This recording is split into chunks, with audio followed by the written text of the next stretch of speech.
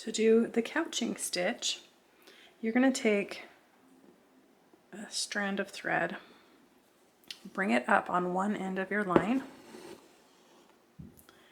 then you'll go clear to the other end of your line to bring it down.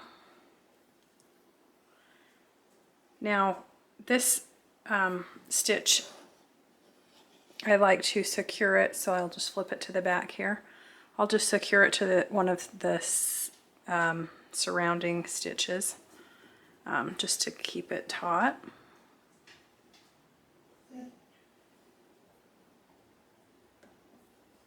So we'll just do that. Then we'll flip it back over to the front.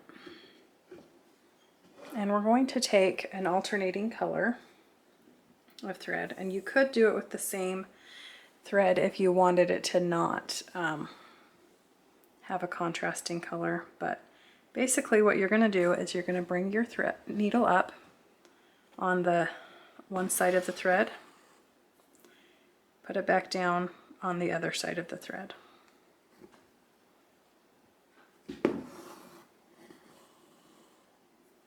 Then you'll just move down a little ways, bring it up on one side of the thread and down on the other side of the thread.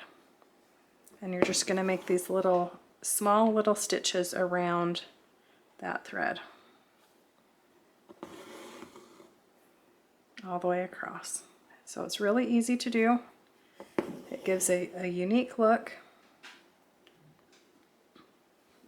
It's great for straight lines. It's not so great for curves.